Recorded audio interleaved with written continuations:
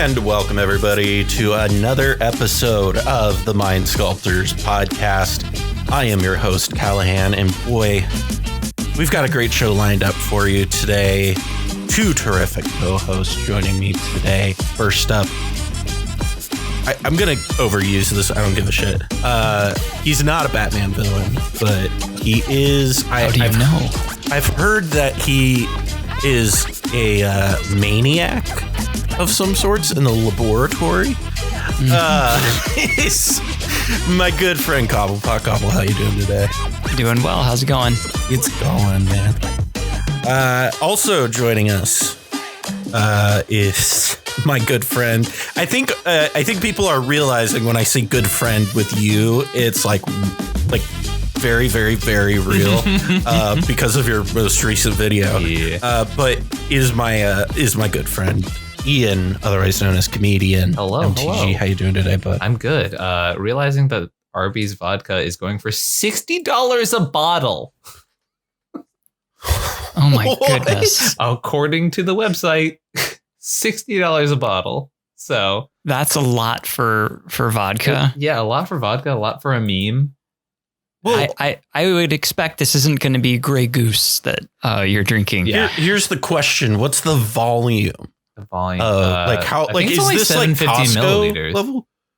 So okay, so it's like a regular handle, right? Like size bottle. Or, that's not even a handle, is it? Right? I don't know enough. I don't know. Listen. We got a Costco membership earlier this year, and we don't even. We buy like. Sorry, I had to burp there for a second. We get stuff there, like we'll get like toilet paper in bulk, we'll get like soda in bulk and shit like that. It's just like the deals are insane. And we'll go over there, and the reason I brought this up with the vodka is you'll get like these giant things of like good like name brand like vodkas, alcohols, whatever, for like $15-$20 that would normally be like $40, and you're just like, yeah. So we just have like all of this vodka and like margarita stuff sitting in our apartment, even though I don't really drink all that much, but we bought it in bulk, so we've got it for a while. Beautiful. Yeah. So the reason we're joined together today is for doing another Brewer's Choice episode. And the challenge, we kind of teased this in the last episode, but the challenge this time was similar to our last one. Instead of having a commander that we had to build around, we had a theme or a certain card we had to build around. And for this one, our challenge was to build a deck built around Planeswalkers, and to have the requirement was to have, I believe it was 6 was the minimum.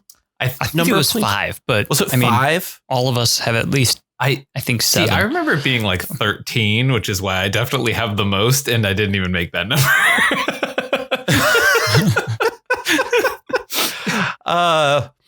Yeah, so we've got 3. We ended up coming up with 3 incredibly different decks. Although Ian did build a deck that was dangerously similar to mine originally. So he and I both went the same direction. Right. We'll get into that. Yeah. So we'll get into that here in a second. So first up, we've got Cobblebots.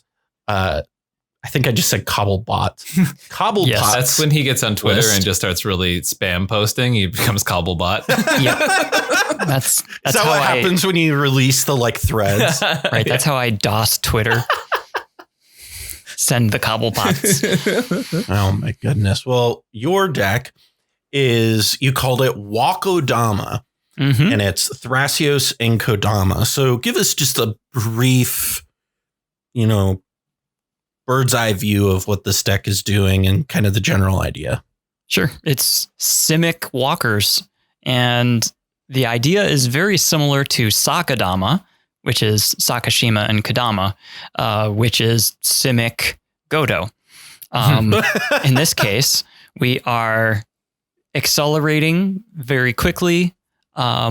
We don't have Sakashima as a partner. We've got Thrasios as a partner. And the idea there is because Thrasios is a mana outlet and we have lots of mana generation to get Kadama down quickly. And we have a number of, Planeswalkers that cost 4 and 5 mana.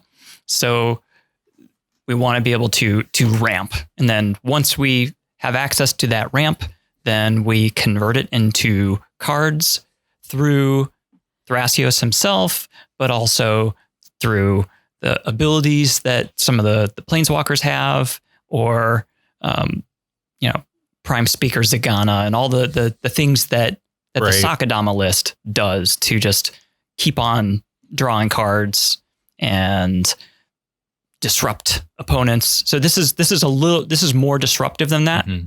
So it's not an all-in, no disruption combo deck. It's it can play a slower game if we can see that somebody else at the table is clearly like, Cody or something, something that's really fast. You can play a slower, grindier game if necessary, and has all the tools to do that. And also it can pivot. Very good at being grindy and they're really good in especially when you have proliferate sub theme. Yeah. I've got multiple proliferation tools to kind of eke additional value out of those Planeswalkers. So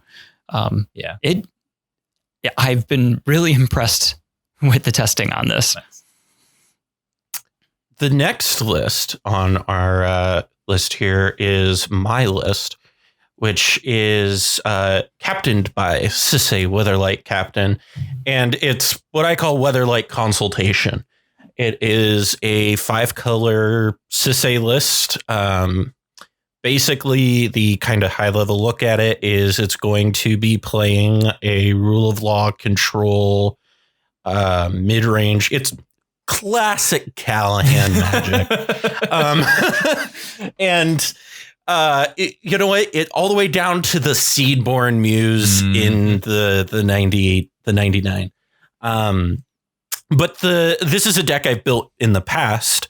And the way it differs from Rebel's sort of deck is instead of winning through assembling the Najeela combo, you're trying to win through assembling the Jace combo.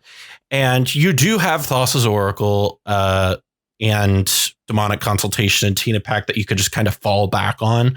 But your main goal is you want to have Tina Pact or Demonic Consultation in hand, and you want to be able to use Sisay to get Jace onto the battlefield, so you don't have to worry about, casting those spells, because it is a rule of law deck. Mm-hmm.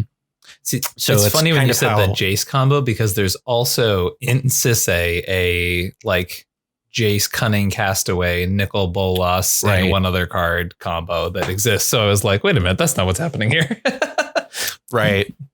There is there's also a Chainveil combo where once you can get a certain amount of mana going with a meal, you're able to just use Infinite the Chainveil to just cast whatever and do whatever you want. Very cool. It's a little bit of a grindy thing. There's also the advantage of Seedborn Muse untapping it, even though you can't really, do anything with it, but it does have some applications outside of just that. It's really neat. Our next list is Ian's list, and it's helmed by Grand Arbiter Augustine IV. And it's called Walker's Texas Rangers, or as I think I put it in as Walker's Texas Rangers. It's Walker. That would be better. Yeah. Walker's Texas Rangers is actually. You have to pluralize. So take us through this list. So take us through this list. This is blue-white. So like this is my territory you're encroaching on. So for anyone who knew me like back when I was starting cEDH, this is like very similar to how I started this format. Obviously, I went a little harder into the Planeswalker theme, but not much. So like back when I started cEDH, Curse Totem I thought was like kind of broken. So I was like, okay, what can I do with Grand Arbiter to like use Curse Totem and like stuff like that, and then just like really just absolutely stop my opponents from doing stuff and get to do stuff by myself. So the way Grand Arbiter works is that obviously if you have blue-white spells, it gives you a double reduction, which is very, very strong. And a number of Planeswalkers happen to have 2 generic and then either white-blue or a hybrid white-blue mana. The proposition of casting Narset Transcendent for white-blue. Yeah. Oh. It's pretty nice. Guys, I gotta go to the bathroom. The one that's like the craziest and sees play literally nowhere else is Dovin Hand of Control, because you can play that for either a white or a blue mana when you have Grand Arbiter out, and it's just like a one-sided sphere effect on your opponent's instants, artifacts, and sorceries, and also just sometimes nullifies a big creature during combat.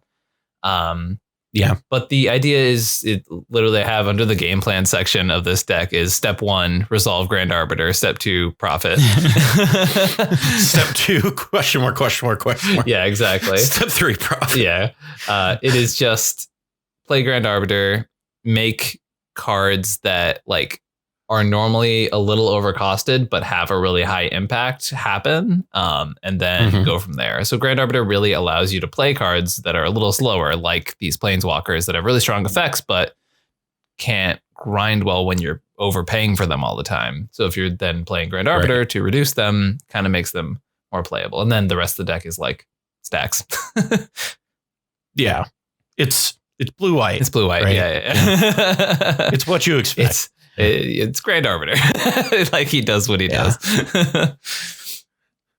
So moving on, kind of going into the nitty gritty of things, when you look at win cons here, Cobble with this Kodama deck, obviously there's going to be some of those Kodama centric win cons, which are, I believe, Sunscorched Desert, if I'm correct, is like the main one, right?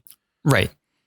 So eventually, once you reach one of those situations that you have infinite mana, you can pour all of that mana into Thrasios and then draw your deck.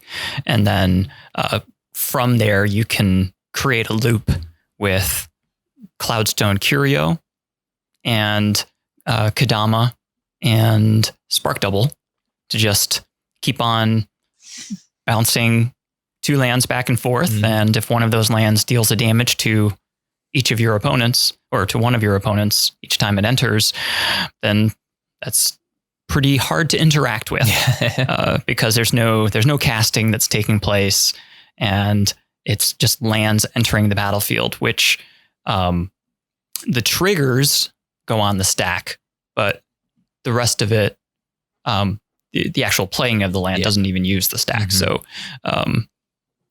it's a little tricky to interact with, but it's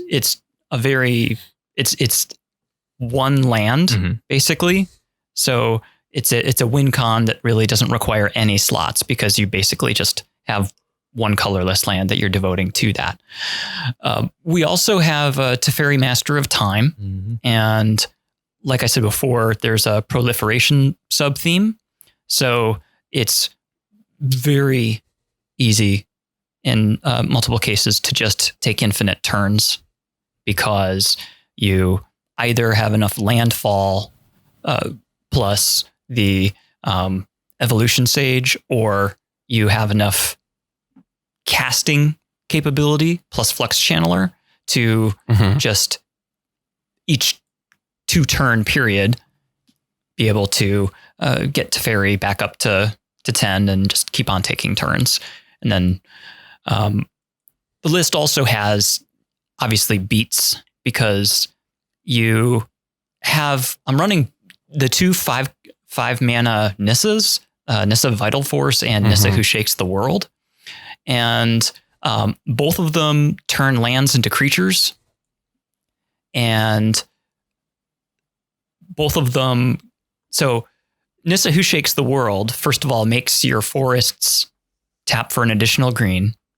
And it can make the forest into a land, or make the forest into a creature with 3+1/+1 counters. They don't stay 3/3s. They get bigger and bigger very quickly. And they come out as 6/6s if you have Warren Collects out. Yes, they do. But also the emblem for Nissa is making all of your lands indestructible. So, and tutoring all your forests. Right. And you couple that with a Shaya Soul of the Wild that turns all of your creatures into forests. And what you have is all of your creatures come into play and trigger landfall and are indestructible and tap for 2 mana. And it's just very easy to go infinite from that point. And that's hot. Create a very big swing in life very, very quickly.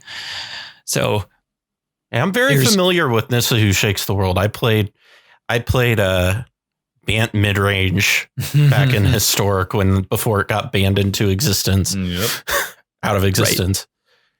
Right. And it goes without saying that Kesmina Enigma Sage is just amazing. It's such a good in the card. deck.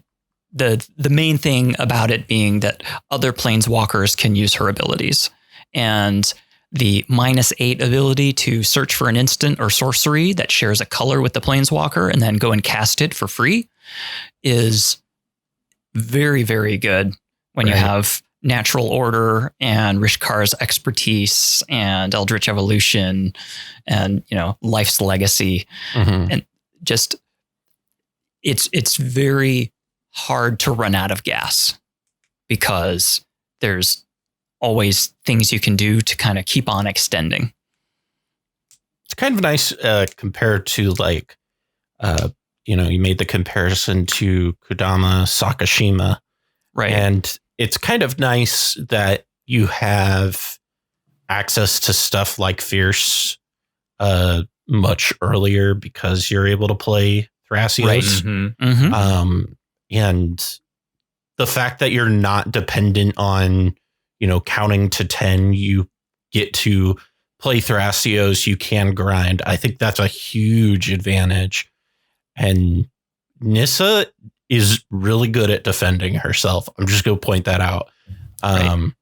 Because she comes down and she makes big fat blockers. Yep. So both of the Nissas do that. Yeah. So the other Nissa that creates a landfall trigger emblem that is basically a Tatiova effect. Also very good. But, being able to come down and turn one of your creatures into a 5/5 with haste. It's not, it's a lot bigger than you may feel like in the cEDH metagame. I think it's, sorry, go ahead. I was just going to say the cEDH metagame is so characterized by smaller creatures. If something's a 3/3, then it's considered a threat or, whatever. Being able to start things as 5/5s or bigger is significant. And when you got people who are deep into their ad nauseam strategies, then it really, really creates a lot of value because you're bringing that life total down, and bringing the life total down not only creates pressure as far as, them being knocked out of the game, but also creates pressure because it lowers the value of their ad nauseam. Right. Looking over to our next list, my list here, sort of the win cons, I outlined it earlier. This deck is fully committed to the Thassa's Oracle and the Jace Wielder of Mysteries game plan. The nice thing is you get to play, like I mentioned this earlier, if you have like a meal in Derevi out or a meal in Dockside, and you're able to make infinite colorless mana, and you have Jace, you can just uptick for however long, right? Which is kind of one of the benefits of running this package. Fun fact, cEDH also tutors both sides of that package, right? Because the Chain Veil is a legendary artifact. So you're able to tutor it under the Rule of Law, which is why I'm playing pretty much every Rule of Law I really can. It's also really cool that the Planeswalkers are really good under Rule of Law. Yeah, they are. And the Derevi Emil Cradle line is also completely tutorable, which is very nice. Yeah. And that was kind of my logic with the whole thing was this feels like a really good deck to put Rule of Laws in. Right. Not just because I like grindy Magic, but because of the fact that I can win the game without casting spells. And I think that is, we've talked before. I know we talked in our episode last week with Michael and Charles about action economy. And I think that is one of the things that I really like about cEDH, and I've liked about cEDH for a long time, is her action economy is wild. Yeah. Because once she gets to a certain point on the board, it's just very difficult to interact with her.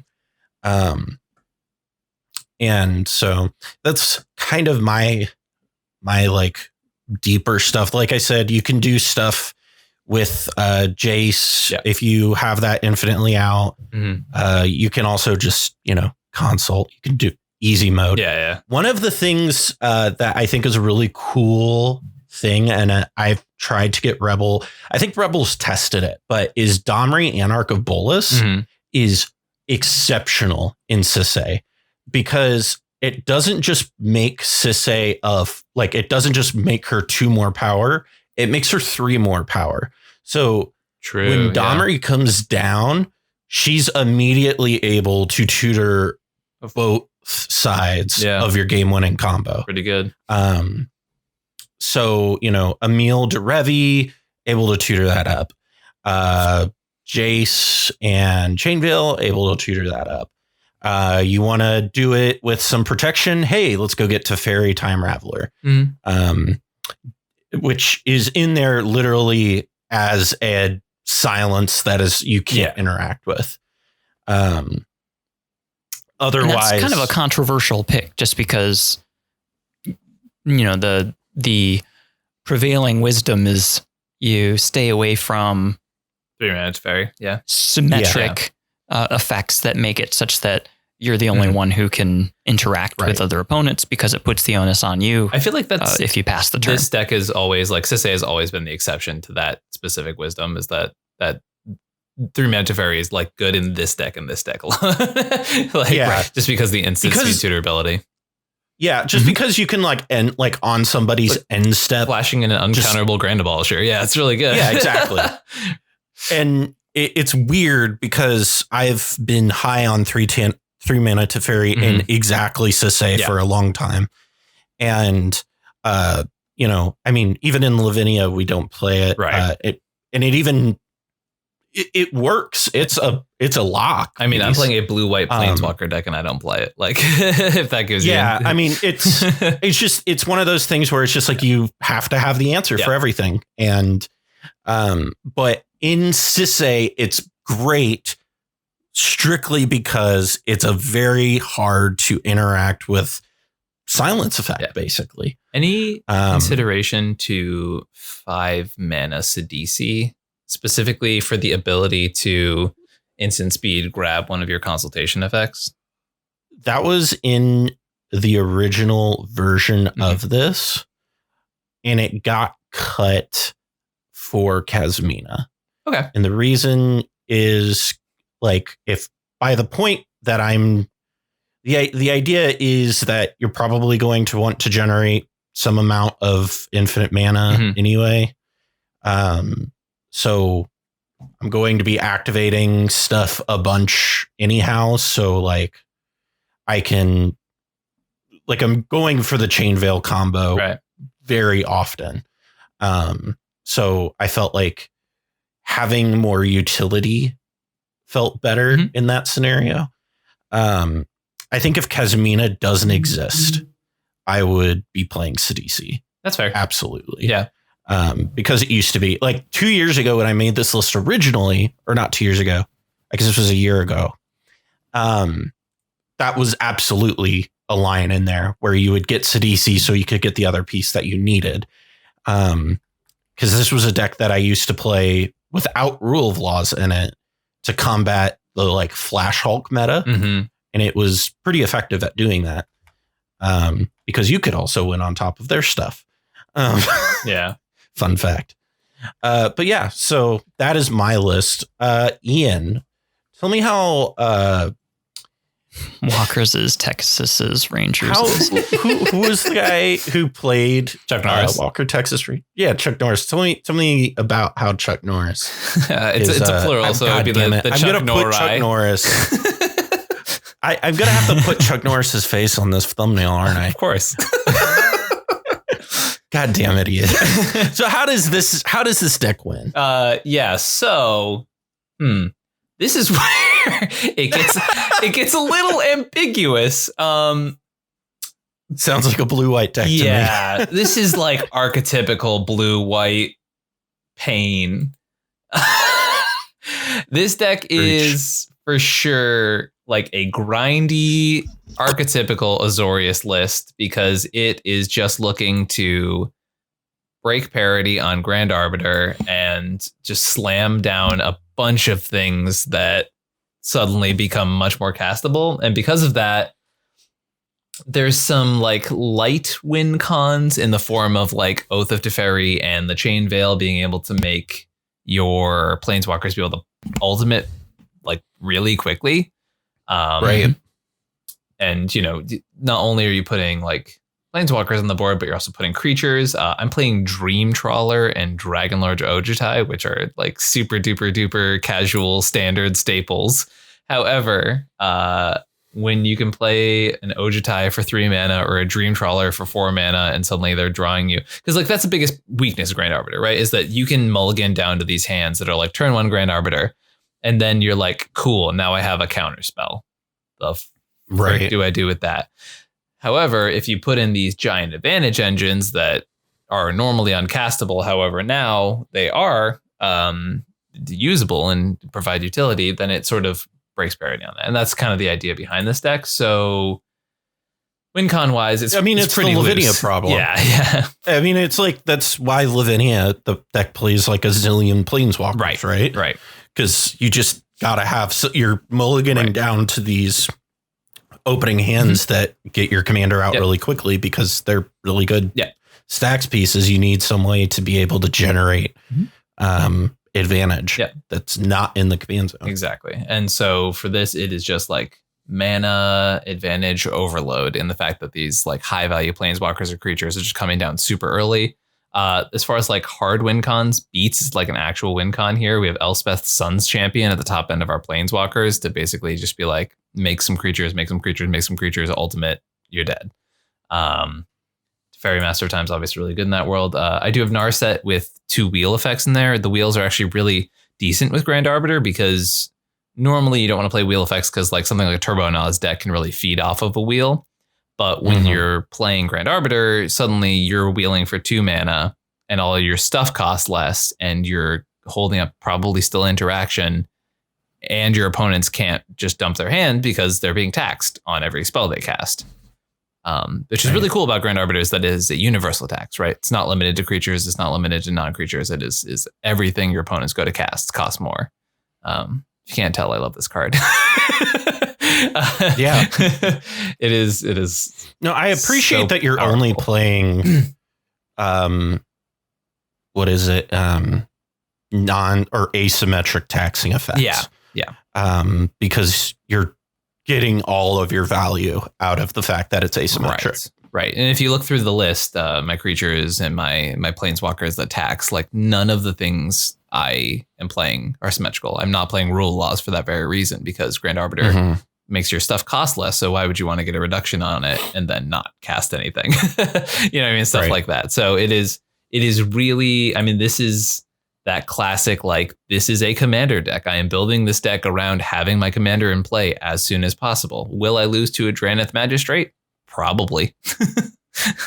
However, the whole point is to get Grand Arbiter down turn 1 or 2 anyways. So hopefully we can sneak in under it. And then obviously it's not like I'm playing a removal-less deck. You can still definitely play the grindy stacks game. And if you get hurt without Grand Arbiter on the battlefield, it's not like the deck becomes unusable. I mean, you can just... The phantasmal image that's in there, is that just for docksides, or are there any secret tricks you got up your sleeve? I have found that a 1 mana copy of the best thing on the board is usually just really good. That's kind of the idea there. That seems true. And once again, card advantage engines is the sort of target for that. So, you know, even if it's something as simple as a Crom, like, I'm super fine paying 1 mana for a Crom. Yeah. It's kind of neat. I'm looking at this list, and you probably know this already, but you're able to draw your entire deck. Well, almost. You're able to, this goes infinite with Tezzeret and Chain Veil, and then what else? It needs one more piece to do that, so doesn't it? Originally Teferi, who slows the sun, was in here as the other, like, if you had both those Planeswalkers and Chain Veil, it would work. I just found the card was just so bad. Apart from that, not terribly good.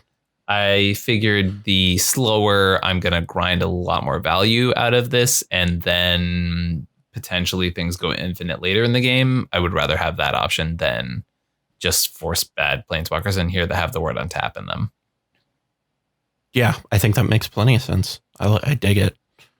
And then you just drown them in card advantage. Yeah, like this is the type of deck. And I was going to, if I had time to sleeve it up the other day, I was going to bring this to my LGS when that fired back up. Because this is the kind of, like, you really just, it's a test of the pilot. You see if you can grind them into oblivion with this kind of deck. Yeah. This is really neat. You're playing Dovin Bond. And I think Dovin Bond, there's a lot of Planeswalkers in blue-white that I think are excellent. Dovin Bond is one of them. And I think it's one of those things where it's like he kind of feels underwhelming at first because it's 4 mana. Right. But in Grand Arbiter, yeah, it's so good. That's a lot of this deck. It's like, man, hey, that card is not great. But when it costs 2 less, it doesn't suck. Narset Transcendent for 2 mana is fuck wild. So compelling. I'll say this: Narset Transcendent for 4 mana is really good. So, like, that should give you an idea. Yeah, and I think getting to that ultimate is not hard. It's not. It takes like 2 or 3 turns. Yeah. And the funny thing is I've done this. I've ultimated that in Lavinia more than once because people just, like, see Narset and they're like, okay, whatever. You're just, like, looking at the top, like, 2. Hey, you might not even draw a card, idiot. Like, yeah. It's like, we're probably going to win the game before you ever get to do any of that stuff. And then you ult it, and then they're like, oh, well, all my win cons require me to cast non-creature spells. Yeah. How do I win the game now? Cobblepot, coming back to your list here as we kind of shift over into some of the key cards. You have a forest, a basic forest, as a key card in this list. Here to elaborate. So, as I was saying before, because of Nissa Who Shakes the World and Shaya, and we've got, Yavimaya, Cradle of Growth, there's lots of ways to turn all of our lands and all of our creatures into forests.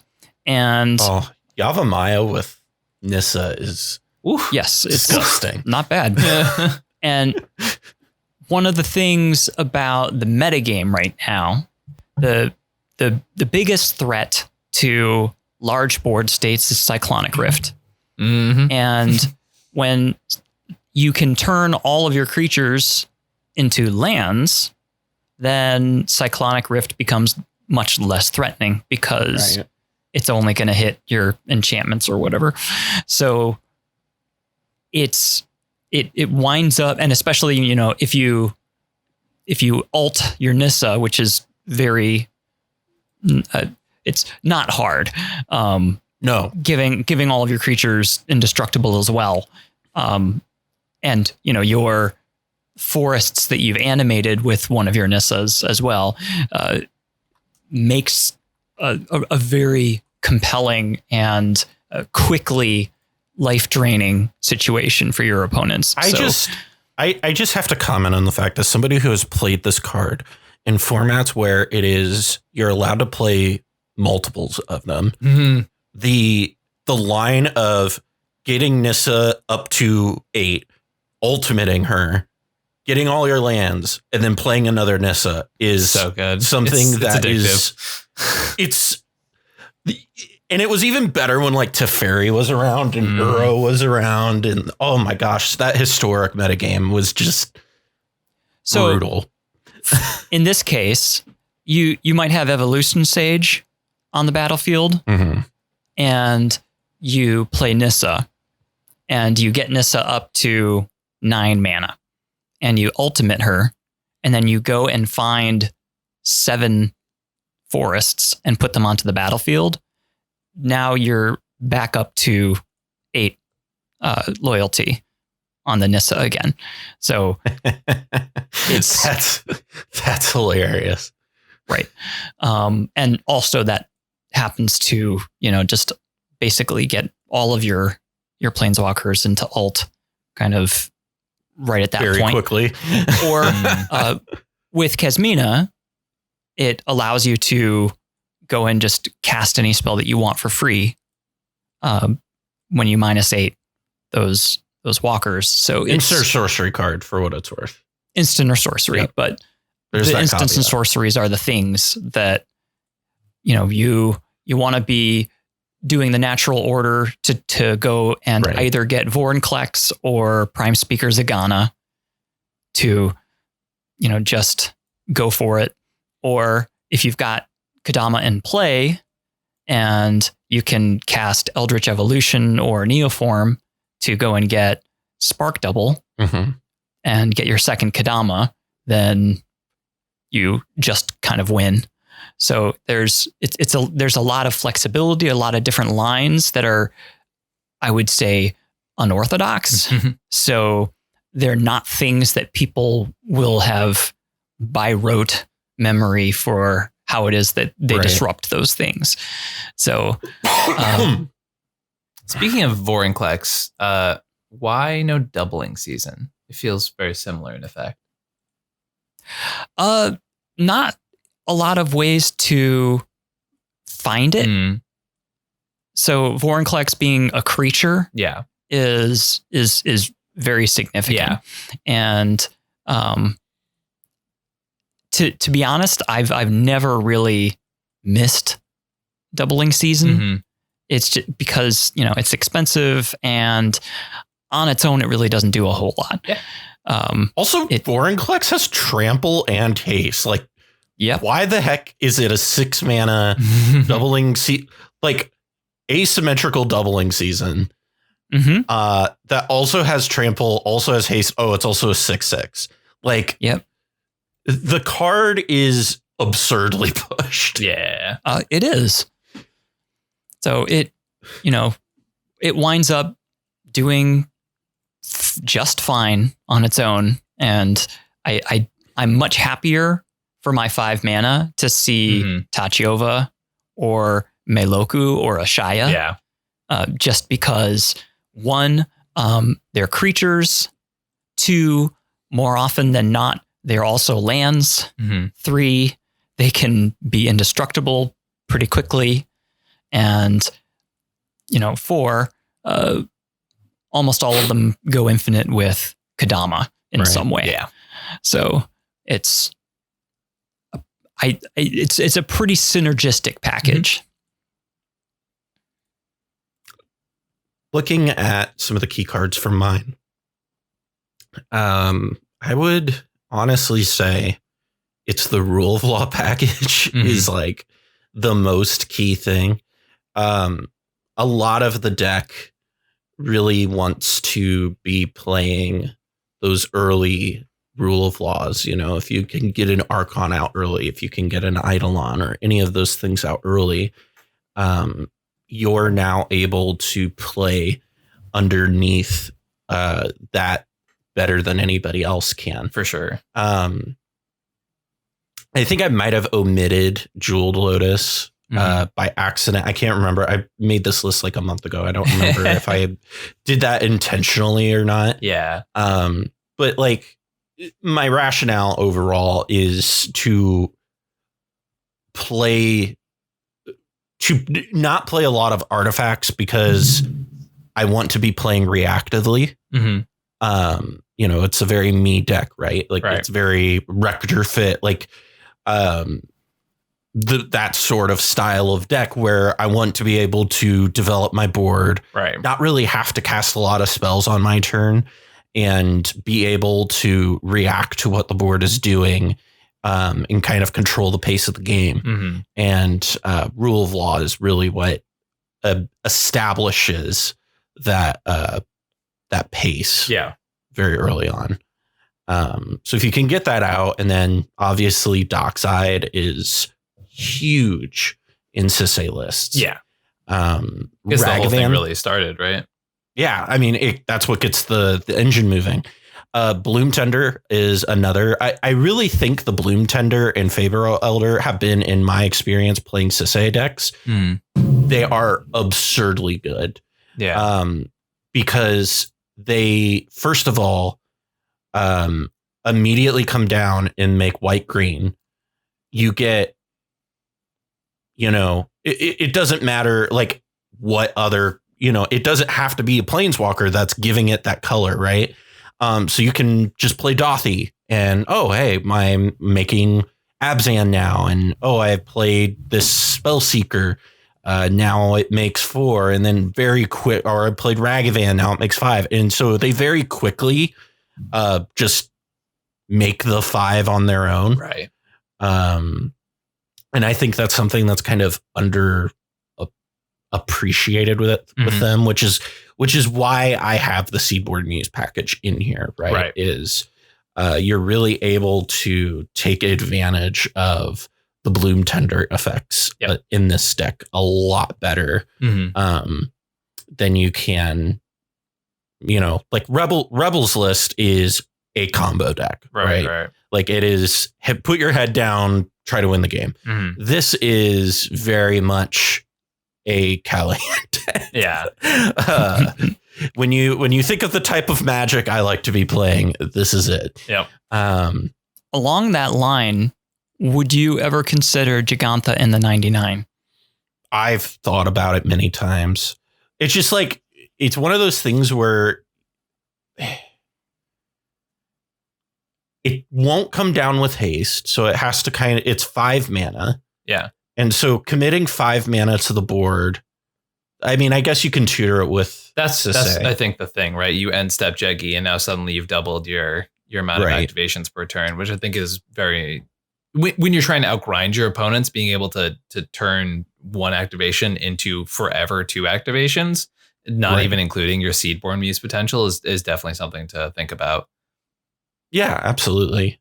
I could see that going in over like, I don't know, probably some instant sorcery or something. Like it doesn't need to be here. Just because Grand Abolisher might be like, yeah, it's just like there is like it's good. I mean, well, this is very like you can tell the way that I like build decks, especially 4+ color decks, because they all like I have like this mid-range shell that I kind of build around, if that makes sense. For sure.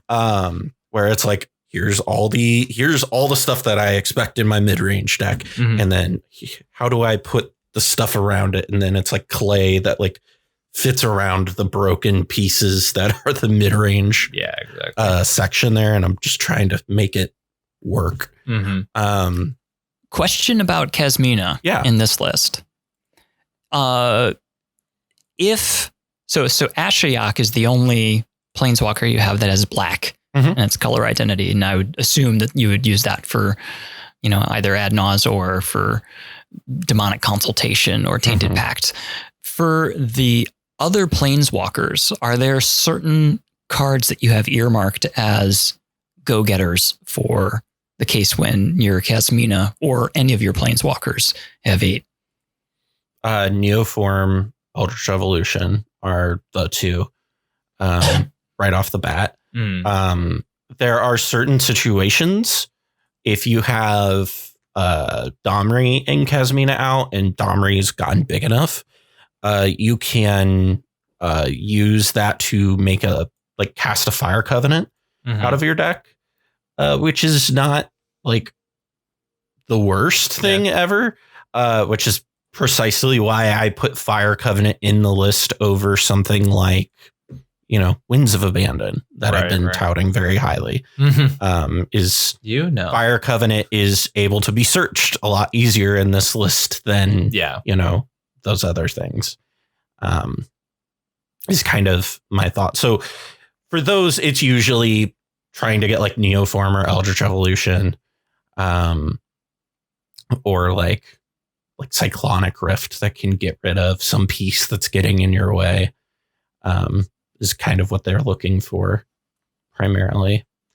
But Ashiok, it's really there to just provide like avenues, if that makes sense, to do more of the to increase your action economy. Right. Because it's, again, one of those things where you do cast the spell, but I still have cards in my hand. Right. I'm not going down in card advantage to take this action, which I really like. Being able to still have 7 cards in hand and swords, one of your things, feels really good to me. Because now I haven't 1-for-1'd. I have, free 0-for-1. But it's Planeswalkers. Yeah. I mean, and this is one of the things I've said, and this is kind of why I wanted to do this episode. I think Planeswalkers are very underexplored in cEDH. Amen. And I think that mine is the least mine is the most cEDH-y of all of the decks. I'm not the one pushing the limits here. I don't know. You mean my list is very typical, very normal. Yeah, I definitely played it safe. You guys understood the assignment. I got an average grade on it. But when we look at your list, Ian, where you went above and beyond on the Planeswalker, really, what are some of the key cards in this list? Obviously, we've talked about, Tezzeret the Seeker and all these big bombs that you're playing. Narset's really great. Also, just got to point this out, playing Jace the Mind Sculptor, my guy. I'm proud of you. Do you like that card? I feel like I would have never guessed that. Yeah, it's okay. It's all right. Jace is fine. Well, while I'm here on the Cunning Castaways, I just no. So yeah, some really cool cards. Big shout out to I've heard this person may or may not be a Sculpey boy, but Charles the Mono White Guy for Search for Glory, which is a card I first saw in his 4-mana Heliod list, the old Heliod. Used to fantastic effect in that deck, and with a deck that is playing a ridiculous amount of legendary creatures and planeswalkers, Search for Glory is kind of insane. Once again, the card advantage is kind of the problem in this deck. Blue-white doesn't have great creature tutors or planeswalker tutors apart from Search for Glory, so being able to be like, oh yeah, for 2 mana, I'm going to cast this Search for Glory. I'm going to gain a little bit of incidental life, whatever on that part. I am playing all snowlands because of that, but late in the game being like, and I'm going to grab my Elspeth Sun's Champion, which is just going to slowly win this game. Or it's the middle of the game and I'm going to grab Dragonlord Ojutai to just crunch people and gain a ton of card advantage. Or grab 5 mana Teferi, which ends up kind of casting for a single mana because you play it for 3 with Grand Arbiter out. And then you uptick it and you draw a card, and then you untap 2 lands. So you're literally casting this 5-mana Planeswalker for a single mana, basically, in this deck, which is insane. So being able to just have all those options, if you know that your opponent has Consult in hand and they're about to win the game, you can go grab your Gideon of the Trials, another key card here. Shout out to the other mono white guy here with Michael Levine, who I first saw play this card back when Flash was such a toxic problem. Played Gideon the Trials, you 0 it, and then everyone who's trying to win to Flash early would be like, shit, how the hell do I get rid of a Planeswalker? Yeah. Like, what, I'm just swinging it with Tymna? Okay. But yeah, and the same thing works, right? I talk about whenever I'm here on my own channel all the time about how these like turbo Adnos decks, they don't have creatures. Like, they can play board wipes and they can play dress down because they don't play creatures. Crom maybe being the one exception to that. So being able to play a Gideon, and then if there's not a Crom on the battlefield, you're kind of just set for your opponents trying to steal the game out of nowhere. And now Underworld Breach, none of these things just like matter until Gideon dies. And that's a huge time saver. It's a huge life saver. So once again, having that card as a toolbox, having Karn as a card you can go search with Search for Glory, just to shut off your opponent's artifacts. Because in blue-white, obviously, you cannot afford to play Stony Silence or Null Rod. Yeah. Amen. One card that I really want to shout out here is Malevolent Hermit. No, I think a lot of people are just associating this card with Hermit Druid strategies, which obviously fantastic in those strategies right now, but it kind of supersedes that descriptor here because it on its front face is just like a mana leak, right? You play it for 1, you can use the ability for 1, but on the backside, suddenly you disturb it for 2, I think, because it's casting it, and then you're disturbing it for 2, and now all of your Planeswalkers are uncounterable. That's like a lot of value, especially because, Planeswalkers are vulnerable to some of the counter spells in our format, right? Think things like Fierce Guardianship, Force of Negation, Force of Will, stuff like that. So being able to make them untouchable is very, very nice. Let's see. I'm kind of curious, as somebody who's brewed a lot of blue-white, did you ever consider, because this has been like probably the best innovation we've made in Lavinia in the past however long. Did you ever consider Karn, Scion of Urza, and or Urza? Not Karn, Scion and of Urza. Urza Saga. Yeah, Urza. So Urza Saga definitely is worth considering, seeing as we are on Grafdigger's Cage. And here, hot take of the episode. If you're on a deck that can play Grafdigger's Cage, you have a giant advantage in your format, period, in this current cEDH format. It's card's stupid, and especially if you can find more ways to grab it. So Urza Saga was a consideration. I did not play it for a reason at one point, because I know I've thought about it. I cannot remember why. There was a reason, though. OG Urza, I think that's a fantastic suggestion. I am now looking for spots to cut to put that in. That is like legitimately something that we did in Lavinia.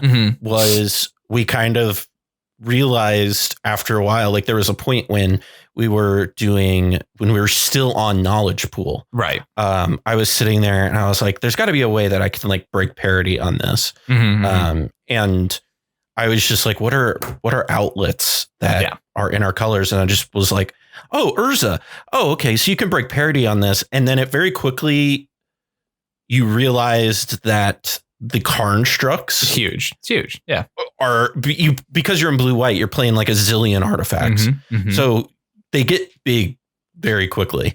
Urza and Karn Scion of Urza are 2 cards that I would absolutely consider playing, I think, in your blue-white strategies. Urza's Saga is definitely one that I will probably slot in immediately as we're done here. I think Urza itself is probably a really good include. I think Karn Scion of Urza, because of the fact that you can't reduce it, and the fact that it kind of does, like, the effect that you're describing here is being mimicked by a number of other cards in the deck.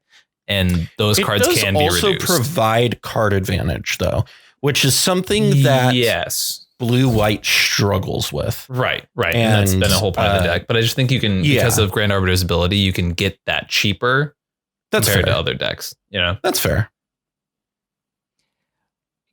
I have to ask. Okay. Because it's a Grand Arbiter deck. And you're running Malevolent Hermit. Yeah. Dovescape. It is in the maybe board. I don't want to encourage your addiction. However, I will amuse you for this moment. I don't know. I just feel like you can't really break parity on it that effectively. I really did look at it and I was like, oh man, that's a 4-mana Dovescape. What can I do with that? 38 card maybe board. I didn't even look at your maybe board. Yeah.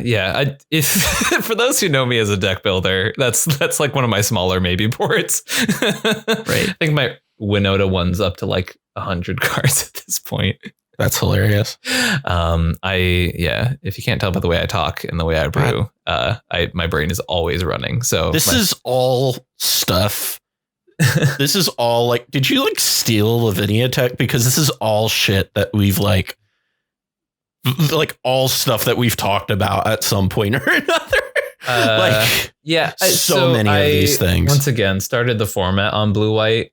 Yeah. So this is just like, for me, it was like, I've returned to the jankier side where I once began. Coming back to your roots. Exactly. Now, I will say I did cut I was playing the Grand Arbiters package, meaning Sakashima, and Spark Double, and even Helm of the Host at one point, although that one was a quick removal. I really like that package if you're playing more X spells, which didn't really fit with the Planeswalker theme. So if you're playing things like Nico Aris, if you're playing things like Sphinx's Revelation, Pull from Tomorrow, then those cards become more valuable. But I figure with the Planeswalker theme being a lot of cards that you can cast for 2 or 3 mana, you don't really need the double reduction for your card advantage. So you're really not gaining a lot of advantage from it. And you end up just like fizzling out of card advantage. Right. Yeah. Moving on here to the like next section here is some of the more like we've talked a lot about some of the tech cards that we've done in this, but here in the tech section, what is specific tech pieces that you're playing that try to get around stuff that's in the metagame? Cobblepot, as we'll come back around and look at your Kodama list. I would think that the main one, and I don't feel like it should be a tech piece, though I haven't seen it around very often. Mm-hmm.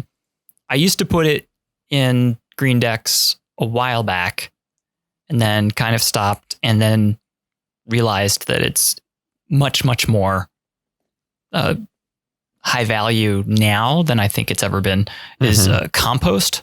Yeah. Yeah. Oh, yeah. Just the fact that it's a 2 mana, anytime anybody casts a black spell, has a black creature die, mills a black, wheels a black, just being able to, and having it be a may instead of a must. Mm-hmm.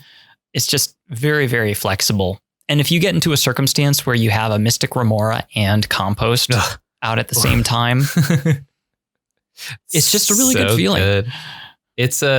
It was like one of those cards that when I was playing in the MLC, I really wanted to specifically play a Nas deck on green because I was like, I can't wait to wheel the other Nas decks into my Compost and have a great time with that, which is one of the reasons I picked Yidris. Right. Yeah.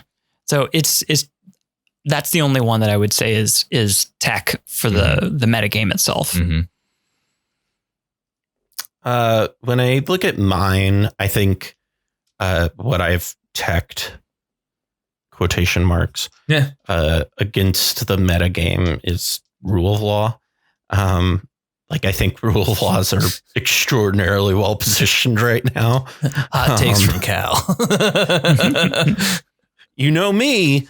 That's actually I'm known for my hot takes, and today I'm the cool take factory. I know, right? Evidently. Look at you. I'm over here playing like normal cEDH. 5-color value. You're playing Consultation. Who hurt you? What happened, friend? But yeah, it's really, like I said, Rule of Law, I think, is just so like commanding in this metagame that I think they are just as warping as Dockside is to a game.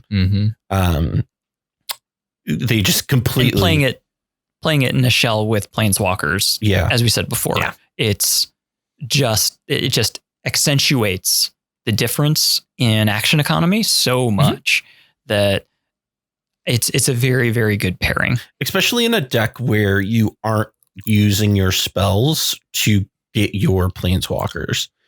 That's what makes it even better, in my opinion, because that's when you really get to see them shine. Because that's now all of a sudden your Planeswalkers look incredible. There's a world where I could play this where it's less of the like traditional hate bears and more of the like war Planeswalkers that are kind of hate berry. And use that as a way to leverage, like you could instant speed, like steal somebody's, like ruin somebody's day on a wheel by just going and grabbing Narset. Right. You know, those are things that you could do in a build like this. So I think there are, on the database sort of, Rule of Law cEDH lists already that are not built around just going for Najeela and doing that whole thing. Yeah. But what I would encourage people to do is look at Planeswalkers and how they are able to give you advantage in cEDH that you would not have just by a normal creature. Because the amount of actions you're able to do, they don't cost you mana. It's insane. It's ridiculous. Yep. Looking at the other deck that I brought that I didn't end up using today was a very and took Cal's point to like the absolute extreme was 5-color cEDH aggressive Super Friends, which was Gigantha, and it was all Super Friends that had like at least an outlet and or an ability that said untap on them. So it had a lot of like the cEDH Gigantha tech, except for it would win outside of combat because you would basically go play, you would activate cEDH once with Gigantha on the battlefield, get a Planeswalker that untapped Gigantha, and then you would just keep doing that over and over again until you got like the Chain Veil or Oath of Teferi. And then suddenly you're untapping multiple times and then you're just infinitely chain veiling and you could just kill your opponents through that way. And it was really interesting because it was like, as a Rule of Law deck, you could just play some of these Planeswalkers, get a little bit of value, and you'd be like, oh, okay, I'll just wait till I get your Gigantha. And then it was like, Gigantha comes down, you untap. I don't need to win through combat. I don't need to win through any sort of set means here. And it was just, the game was over. Now it was a little janky because some of the untappers were like, War of the Spark uncommon Planeswalkers, but it still did its thing, it was pretty cool and pretty like taking that concept to the most extreme level. But for anyone interested, I can definitely share that deck list because it was it's a spicy number to say the least. Callahan. Yeah. Would you consider Fiend Artisan in this list? Good card. Or the fact that it's black and green, so 2 more colors, and it can convert. It doesn't add to. It doesn't add to cEDH. It adds to because it's not legendary. But it does. I think that's why I didn't include it. So as an activation, it can get you all of the creatures that cEDH can't. So being able to go and put, Oracle onto the battlefield, Dockside onto the battlefield, Archon of Emeria, Opposition Agent, all of those things. It feeds Bloom Tender, the Bloom Tender effects too. No, that's a really good idea. I think I would cut like Grand Abolisher for that. But I also, you guys made a good case for Gigantha in the 99 too. Definitely think it's worth considering for sure. Yeah, like those are interesting. I'm going to be honest. I don't like playing the Sisay lists that have Jegantha as the companion. Sure. I just think you lose out on too many good cards. Like the fact that you can't play Jace as a easy win con. Yeah. Especially when you're doing like Chainveil shenanigans, right? Yeah. Because when you're doing Chainveil stuff, you get Jace and you just uptick Jace a bunch and then, hey, look, I win. Yeah.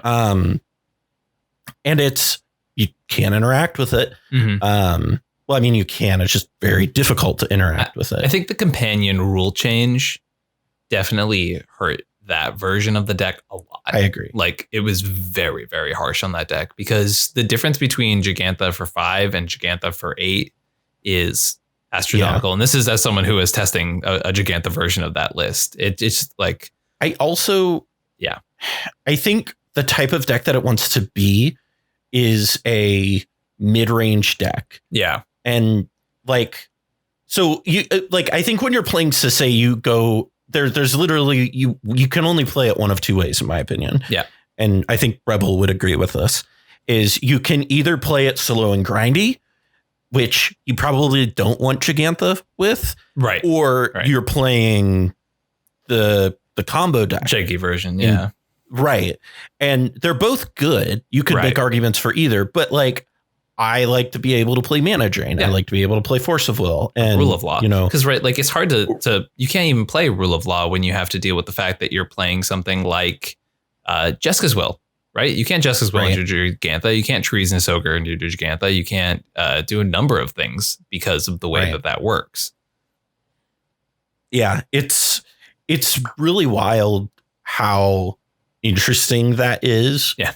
And it's also interesting to me how for a very long time, like people were like, oh, well, you know, Sisay's not good enough. And I'm like, I'm pretty sure Sisay is like, absolutely. I've always been a believer in Sisay. Yeah.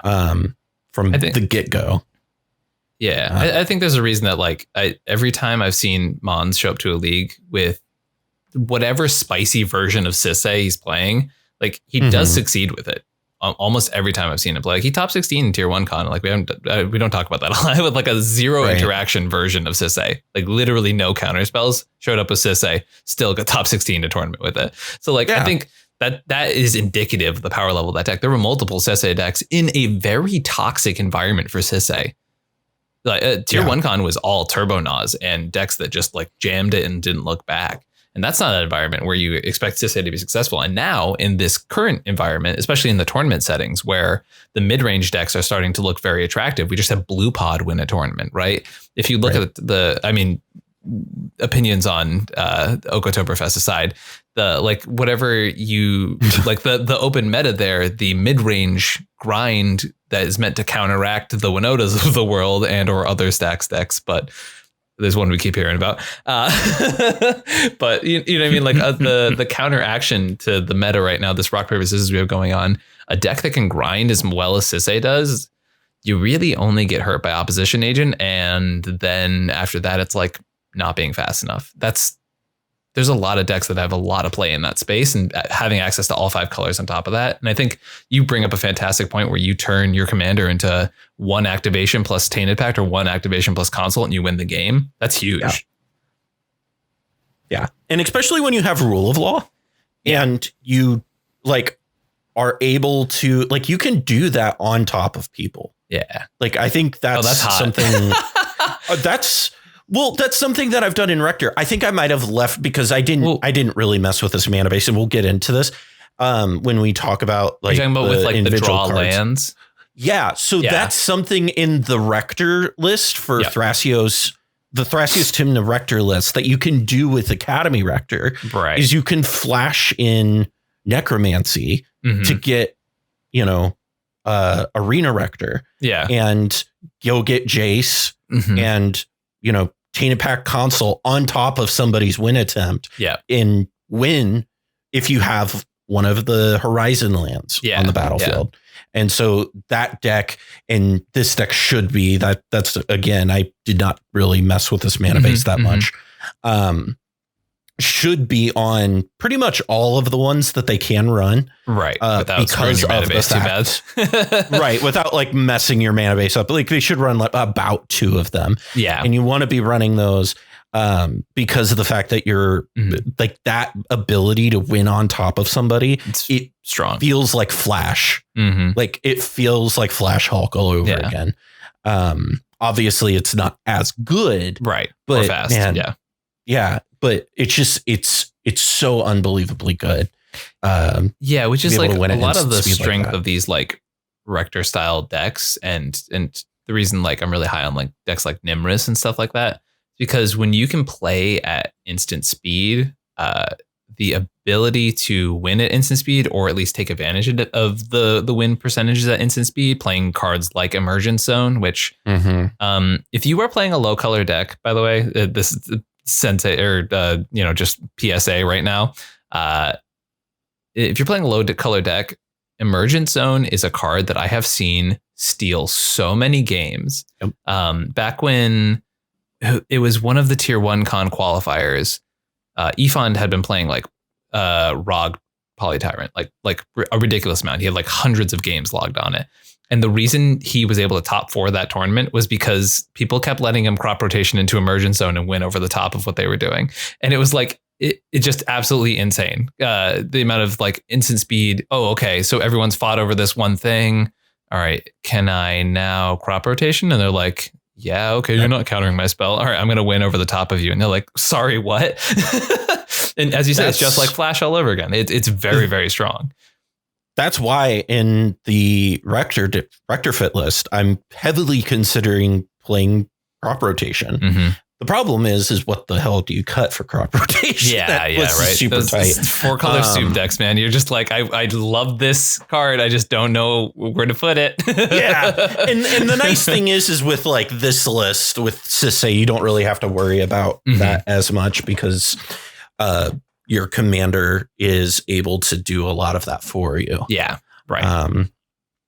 But moving on, what are some of the tech pieces for your list here when we're looking at it, Ian? So as I mentioned before, like I don't even know if it counts as a tech piece at this point, but like Grafdigger's Cage, as I mentioned, like you can get away with a lot of stuff in this list because you're playing Grafdigger's Cage. You can get away with trying to grind the game to a halt because of Grafdigger's Cage. It is so effective against the format right now. It stops not only... Okay, so it stops Turbo Nas, basically, because every single Turbo Nas strategy I've seen lately never wins the game with Oracle Consult. They win the game with Yawgmoth's Will. They win the game with Underworld Breach after they Nas, right? I haven't seen a just Oracle Consult win off a Nas in a very long time. Then there's... Which is sad. It's because people are like moving away from it for some reason. And I'm just like, why are you making this harder than it needs to be? Right. And then there's the counter meta deck right now, which is Winota, right? Which gets absolutely hosed by Grafdigger's Cage. I mean, they play a good amount of removal for it because, they have a responsible person running the primer. But it does hose that deck very aggressively. And then there's like the counter Winota decks, which feel like the pod decks or the mid-range Thrasios decks or the Hulk lists, all of which tend to try and tutor creatures out of their library. It's almost like Grafdigger's Cage is insane. Which is another reason why these like Sisei Walker lists are really good. Yeah, because it gets around Cage. It gets around Containment Priest. Yeah, and if you're playing Sisei, even just like mid-range grindy Sisei and you don't want to go too heavy into the walkers, just play Oko, right? Like you go grab Oko and you're like, that was a Grafdigger's Cage. Turns out it is now an elk, though. Man. It's so good. So Sisei definitely has like a lot of advantage on what's happening in this format. And like on top of Grafdigger's Cage, if you can play Weathered Runestone, which I'm not playing because I'm playing Tezzeret the Seeker, a second Grafdigger's Cage. If the first one was insane, second one probably is too. Callahan staple, Winds of Abandon. Definitely, if you're in a deck like this, I'm going to play Winds and Cyclonic Rift, as one should. It turns out that being able to asymmetrically wipe the board and exile, not just wipe the board, exile the board is pretty Huge. Good. Especially in a format where people don't like to play basics. Because everybody's on a Teen Impact mana base. It's so true. And then the other piece that I think is kind of oh no, did I lose it? Mana Leak. This is a callback to like when I first started playing. This was in like the OG Paradox Control Grand Arbiter. And basically the concept behind it is like in Grand Arbiter, specifically, Mana Leak costing 1 mana and being able to hit creatures is enough. I mean, it's miscast, but better in Grand Arbiter, right? Yeah, exactly. Yeah. So going down, now we're going to look at the comparisons here. And oh boy,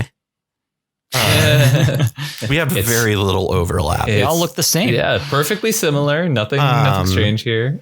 Yeah, so there's very little overlap. The overlap being Grand Arbiter and Thrasios Kodama are both playing Narset and Teferi, Master of Time. Nice. Meanwhile, I am also playing Kesmina and Oko, which Thrasios Kodama is also playing. So, and then there are no similarities from there out on the Planeswalker side. Yeah. Everything gets pretty different from there on. I'd like to shout out while we're on our Planeswalkers, Tezzeret Artifice Master. As I mentioned, like the sort of card advantage engines you want to grab are pretty decent. Just being able to draw 2 every turn if you have Metalcraft is pretty solid. And then it's kind of one of the win cons of the deck because you tick up, make a Thopter, tick up, make a Thopter, tick up, make a Thopter, and then you're pulling a permanent out of your deck every single turn with that ultimate, which is a win con. I'm telling you. Planner Bridge for free is not bad. Yes, thank you. I could not remember the name of the card. I'm telling you, like, the Karnstructs in this list are insane. Like, Karnstructs will just be so big. Yeah. And the fact that you're also playing like Elspeth with it. Yeah. Yeah. No, definitely throw in Urza Saga at least. Yeah, I would definitely be on that. Any particular like Planeswalkers you really want to highlight that you didn't really talk about during the main part there, Cobble? I would say Garruk Primal Hunter. It's just one of those. It's another. What's the guy's name? It's expertise. Rishkar's expertise. Life's legacy. Yeah. You know, those type of abilities, and having it on a Planeswalker. Yeah. And having circumstances where the Planeswalker is able to come down and come down with double the number of normal counters so that it can minus and still draw you a whole bunch of cards. Gross. It's quite good. Especially when you have a 6-power commander, right? Like yes. And like that's a key part of it is that I don't have anything that's over 6 mana. So both Prime Speaker Zagana and Vorinclex can come in off of Spark Double. Yeah. Which then allows you to Have you put any thought into playing more of those, like the other Sakashimas or stuff like that? You know what I mean? Really doubling up on that effect. It's one of those things where those, I mean, it's definitely a big, powerful blowout play when it happens. Sure. But it's one of those things that people are kind of on the lookout for. That makes sense. Especially if you're in a Simic Kodama list. They're like, hey, I know this. Right. Oh, okay. You know, Spark Double on the stack. Okay. Yeah. the reason why Spark Double is here and not Sakashima of 1,000 Faces or OG Sakashima is because of the fact that it can copy Planeswalkers too. Yeah, that's so cool. So getting another copy of I mean, really any of them, but like another Nissa Who Shakes the World, insane. So that all of your forts tap for three. Yeah, that's not bad, especially when it comes down with an extra 1 or 2 counters depending on your circumstances. Yeah, like Teferi Master of Time too. Like, how do you stop 2 Teferi Master of Times? Just like loot every turn. Also, I'm gonna phase that out, and usually you get that like opportunity where you're like, all right, they phase something out, I can swing at it, but now you're gonna have a second one, just be like, nah, fuck off. and it's worth saying that a lot. So the standard thing that is a challenge for lists that have a lot of Planeswalkers is being able to protect them. Right. And a lot of the Planeswalkers that are represented here are able to protect themselves very well because turning your lands into giant creatures winds up actually being pretty good. Yeah. Yes, you want to use them for mana, but also being able to hold them back as blockers is it promotes the longevity of those walkers staying around because there's not a whole lot of removal that's permanent. You basically have like Chain Veil, which you don't really see very much anymore, and Cyclonic Rift, which is for some reason getting a diminished representation in the metagame. So yeah, I think all 3 of us are on the same page with that one. That is an error. Right? It's like, you greedy shits. That's all I have to say about it. It doesn't bounce my dark side. I want them to ban Dockside just so we can get out of this just absurdly greedy meta. Like, but it's a Dockside doubler, Callahan. It's a Dockside doubler. Oh my gosh. And I mean, Comedian, looking at your list, I see Cyclonic Rift. Yeah. And that's the only spell that can remove a Planeswalker. Yeah, for sure.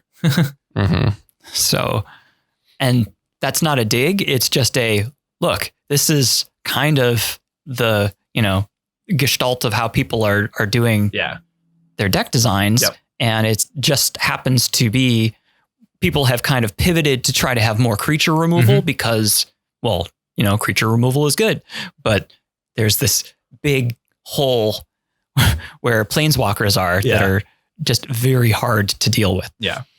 And yes, to the people in the comments, we know that you can attack them. I think that is. I feel like some people are going to say that shit. It's just like, get it out of the way. Yes. Yeah. Feel free to attack into a 5/5 or several 6/6s or something like that. Right. Yeah, listen, I'm telling you, like, a lot of these Planeswalkers do a lot more work than you think they do, especially in grindy mid-range decks that already play creatures. They do a lot of real good work. Another card that I think I wish so bad it was asymmetrical, but was a card that I considered in this for like a millisecond because it was a card that I had played for a little bit in Retrofit, was Ugin. Because which Ugin? The big one. 8-mana Ugin, because that coming down and just resetting the board is excellent. And then it gets to just snipe whatever comes down, because like you were saying, like, most things aren't 3 toughness these days unless it's like Crom. And being able to get Ugin and then just, hey, I'm going to get rid of your Najeela you can't play Najeela now because I'm going to wipe the board. And then every time you try to play it, I'm going to kill it. If there were more ways to cheat colorless in this list, I would for sure be on that. I think it's just actually it's kind of attractive in Sisay. Just being able to be like, I have enough lands to make 5 colors. I just want to be like, reset, boys. Like, the issue is getting to it's very difficult to get to 8. Oh, wait, no, it doesn't work. That doesn't work at all. Never mind. That makes no sense. You can't get to 8, and then like it works against Sisei's game plan. This is why I was having trouble with the other list, because I kept trying to put big Nicol Bolas in there, and then I was like, wait, Sisei can't ever get this out. Like, darn it. Yeah. You can do that in Arena Rector, and it's kind of fun. Yeah, for sure. Arena Rector is a fun card that I definitely thought about building around for this thing, but the issue is with the Rector packages, you have to include SAC outlets, and then you have to include, and so like it gets diluted really fast. So you have to have a really tight list. Whereas with this, you get to just, fuck around. There's another one of the options I was like looking into for this experiment was the new Karth the Lion from Modern Horizons 2, the black. I had that in my 99. It was like the last card I cut from the list. It is super unique because of the fact that, because you think like, why wouldn't I just play like another Golgari option? But there's some really cool synergy with the fact that Karth like not only has this amazing Planeswalker grind plan, but a lot of Golgari Planeswalkers specifically have abilities that sacrifice permanents. So you can like use Karth to grab sack outlets for Hulk, which is like it's super cute, but it works. And I think it's just so funny. I think there's a deck there that we can absolutely make, which I kind of want to brew with you now. No, I had looked at Karth too as we kind of transition now down into the creatures. Yeah. It was like the last card I cut, I believe. It's a cool card. It is. Because I was like, man, this just like, it works really good, but it felt really win more in my shell. And I think that's ultimately why I cut it. I think as a commander, it's super compelling. But like, especially along the axis that you were talking about. Yeah. But like, in the 99, I was just like, man, it just felt so win more. Because I'm like, if I'm establishing the Chain Veil combo, is doing another +1 that much better? Like, it's kind of cute with Ashiok, where Ashiok just stays zeros forever. Yeah, just zeros now forever. And it's kind of cute with Gideon, because Gideon zeros now uptick. So there's like cute stuff that you can do with it. But like I said, it didn't feel like, if I was going to be doing that kind of stuff anyway, I felt like was already going to be winning the game. Yeah. Right. So why do I need this piece? But it is a cool card that I considered. Looking at creatures, we have very little overlap, where Cobble and I both have Birds of Paradise and Spellseeker. And Ian and I both have Esper Sentinel, Gilded Drake, and Ranger Captain of Eos. And then there's, what is it? Drannith. Yeah, Drannith. You and I also have in common. And so again, we're going to get into some similarities once we get out of once we get down into the instance. Yeah. But like here, you're really seeing the differences in the decks, like here in the creature and Planeswalker packages really, and the sorcery packages when we get there, really highlight the differences between all three of these decks. Most certainly. Looking at the sorceries, the only thing, Cobble and I only had Neoform and Eldritch Evolution in common. Those were the only similar sorceries between all of us. Cobble, you're running, I feel like all three of us are running the sorcery package that you would kind of expect to see in that type of colored deck, right? I am surprised no Ponder in your deck, Cobble. Yeah. I begrudgingly cut that. Gotcha. It's one of those where, it may come back in. Yeah, that makes sense. I deeply feel that.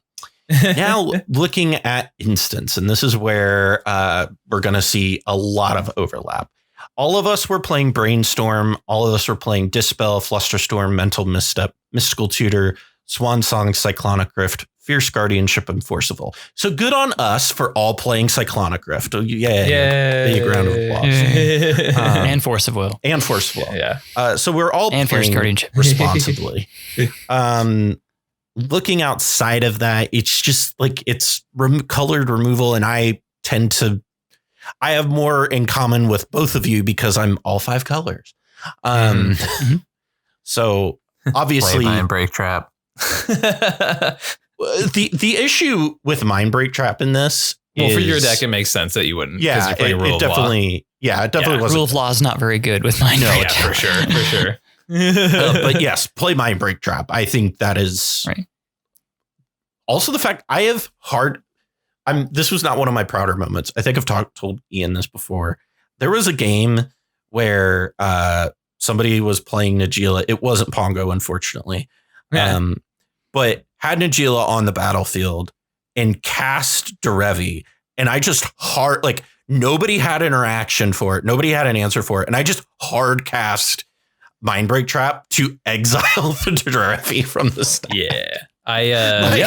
In Oktoberfest this year, I was playing Dawnwaker and I had a Mind Break Trap in hand, 4 men up. And I was like, my opponent, basically it was in a point where like both my other opponents couldn't do anything. The rotation was just starting the table and my Gitrog opponent goes to like tap a mana vault and like crack another source of mana. So they're down to like 2 lands to cast Gitrog. And I was like, I looked at my hand. I didn't have a Gilded Drake. I didn't have a spot removal piece. And I was like, I guess I'm doing this.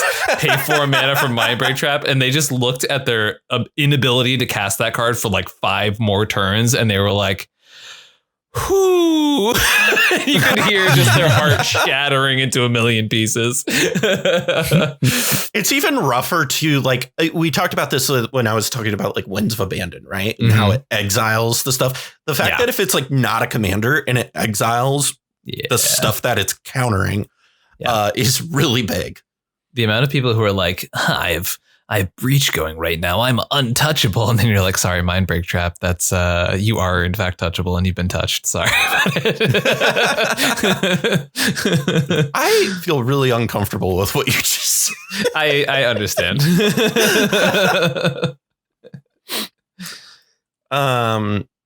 Kind of, nothing huge there with the instance. Again, artifacts pretty what you would expect. I think I just wanted to call out Alchemist's Retrieval in the instant suite. Mm-hmm. So if you've got Kadama and you do either an Eldritch Evolution or a Natural Order to put Prime Speaker Zagana onto the battlefield, it's Prime Speaker Zagana goes and draws 7 cards, and you've got this Kadama trigger on the stack, and you're like, I don't want to use any of these 7 cards for this. Good. I'm just going to bounce my Zagana back to my hand and put it back onto the table again, and then draw more cards, and then stop it. That's really cute. I love that. Nasty.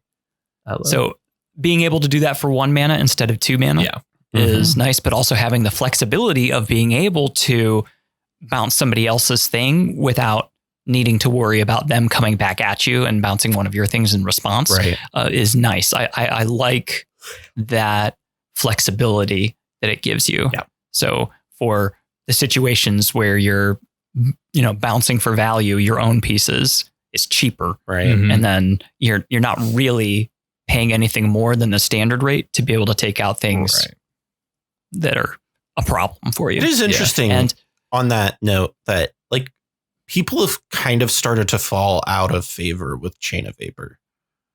Yes. I've seen it diminish very, very I think people were mistakenly playing it in stacks decks for like way too long. Yes. The amount of times I've seen someone fire off Chain of Vapor and they're like, yeah, I'll bounce your Rule of Law, silly clown person. Like, right.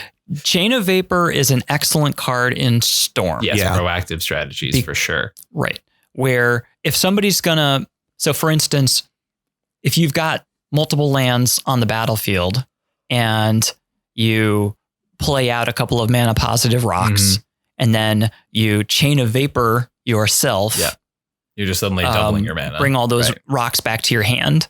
And then, you can then direct the Chain of Vapor at somebody else's permanent. Yeah. And like, what are they going to do? Are they going to bounce your Soul Ring back to your hand so you can recast it? The idea is that you don't care about the pieces that you have on the battlefield impacting your opponents because they're just there as a very transient, fleeting value piece for yourself. And that is where Chain of Vapor shines. Quick side tangent. I was able to play that card today. I was goldfishing Iruth, the new Izzet commander.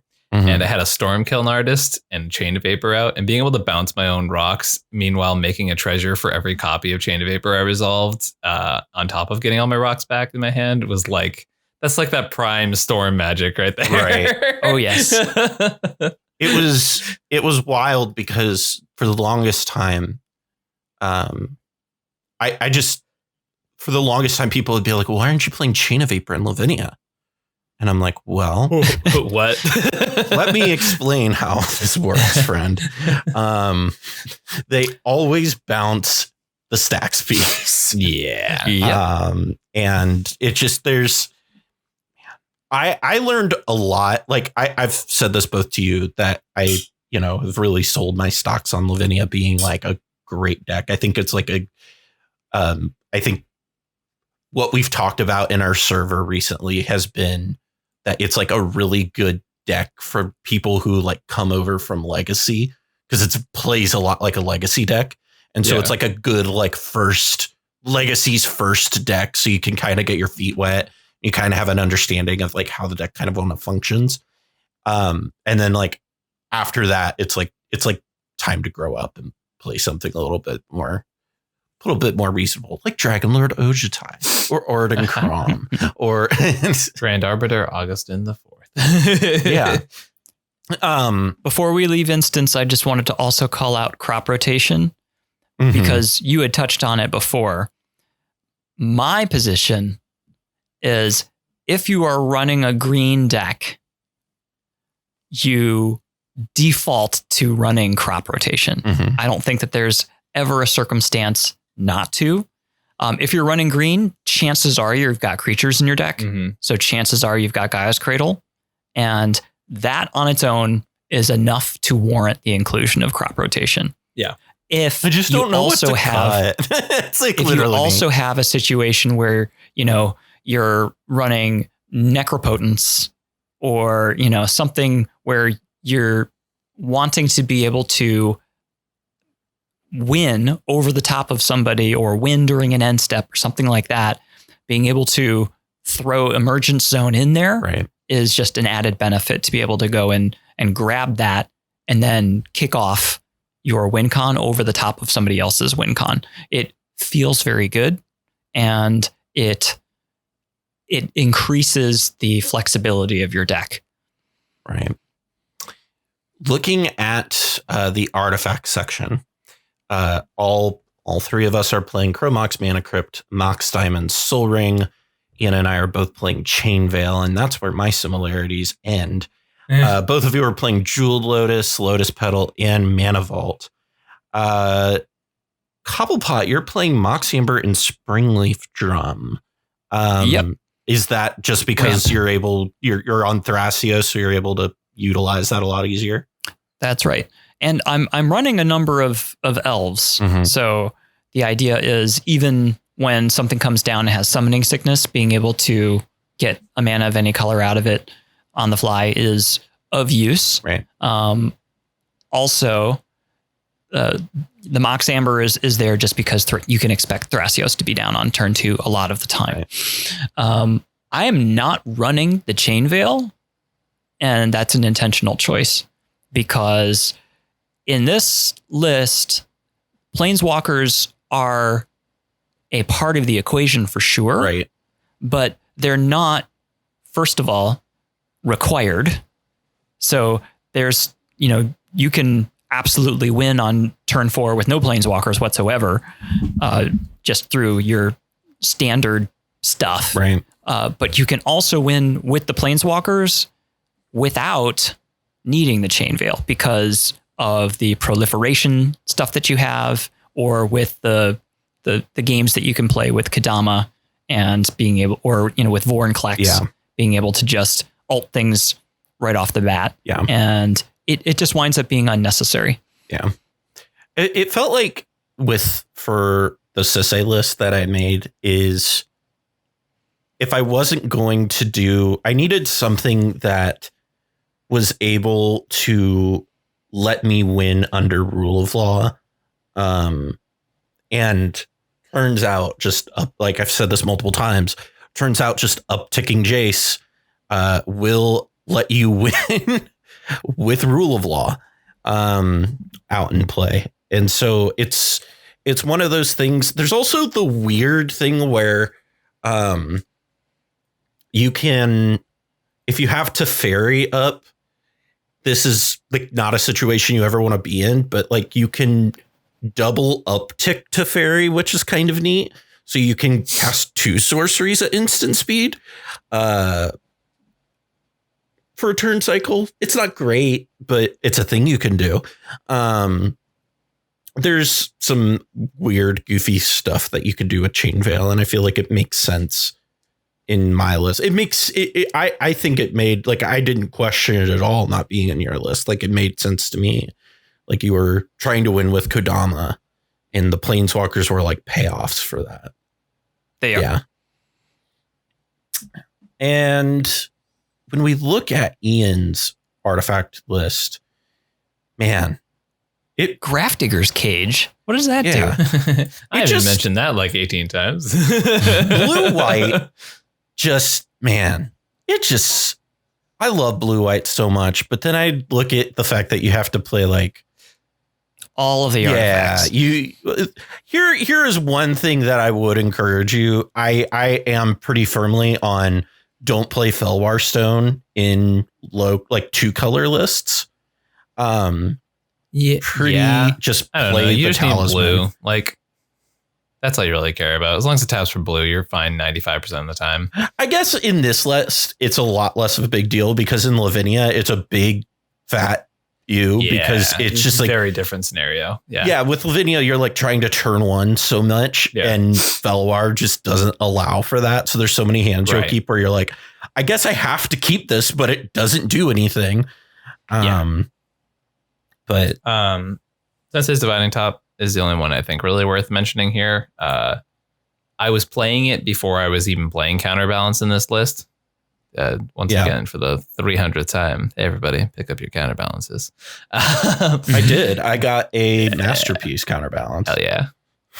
Oh, wow. I got the an OG foil in German. It's pretty. That foiling is hot. Anyway, sorry. It is just a sexy card. But top, as I mentioned before, talked about this before, like blue-white, no card advantage commanders are a place that you kind of want top anyways, because you got to scrape that card advantage however you can get it. Right. That plus the synergies with things like Narset, which draw you cards if you have the right cards on top of your library, with the fact that you're on Counterbalance, when you're on Tezzeret, which if you somehow manage to do like infinite Chain Veil things, you can like draw a card with top and then search it out with Tezzeret and then draw a card with top, search it out with Tezzeret, et cetera, et cetera, et cetera. And that's an infinite combo. So there are things to note that top is really good at. And if you do end up playing a version of this that does go harder into the Chain Veil synergies with Tezzeret, that is definitely a card like that's basically a must have, because then drawing your whole deck is just like a definitive win con with Tezzeret and Chain Veil. So it's pretty strong stuff there.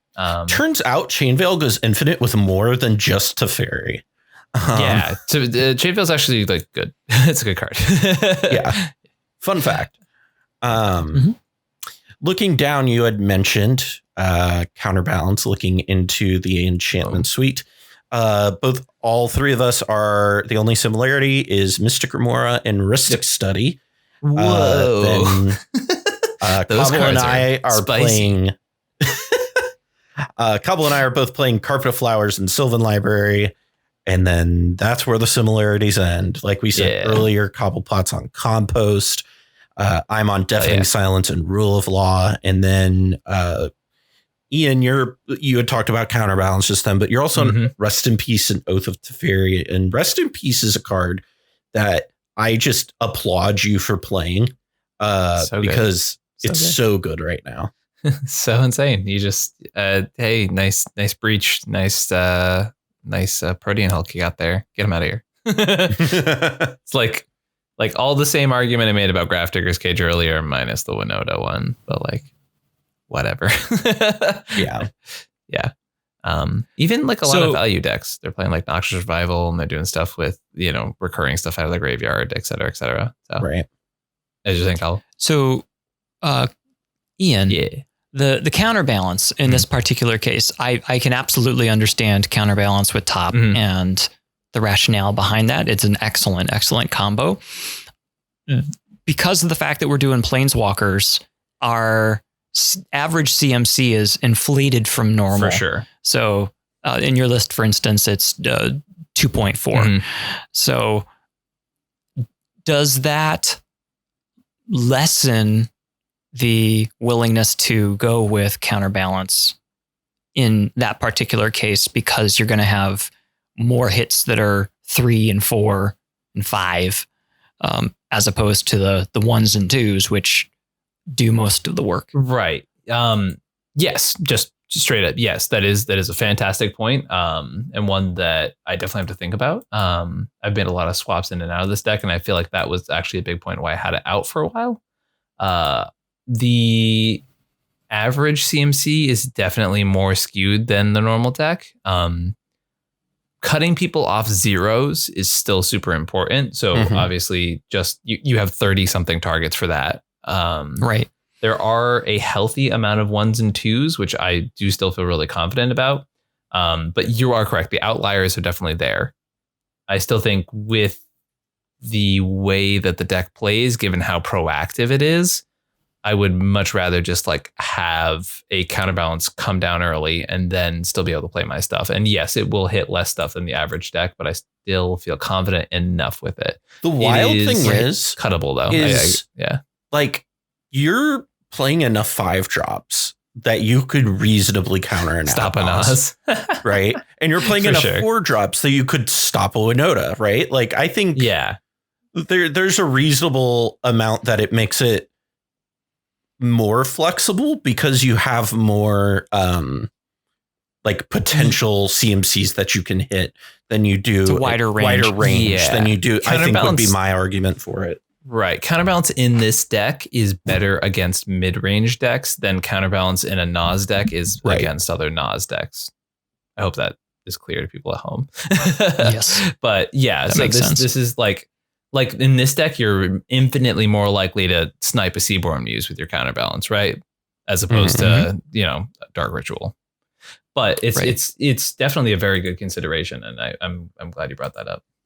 It's an interesting tension that you have with Grand Arbiter because Grand Arbiter lets you lean into things that are more expensive traditionally because of the fact that you're getting a discount and that will cause an inflation of your average CMC. Yeah. So we're going to get down here to the lands, and we're all kind of in different colors, so I'm not going to get too big into it. Obviously, stuff with, Cobble, for people who don't know, what is Oboro Palace in the Clouds there for? That is there to go infinite with Kadama and or Cloudstone Curio. So it's basically an island that it taps for blue, but you can also spend a colorless mana to bounce it back to your hand. And that bounce ability doesn't require a tap. So you can tap it and then pay for its own ability to bounce it back to your hand. And there are plenty of circumstances where, let's say that you've got a Tireless Provisioner on the battlefield. That's a creature that whenever a land enters the battlefield, you create a treasure token. And you can, if Kadama's on the battlefield, you can play Oboro, which puts a treasure token onto the battlefield, which then creates a Kadama trigger.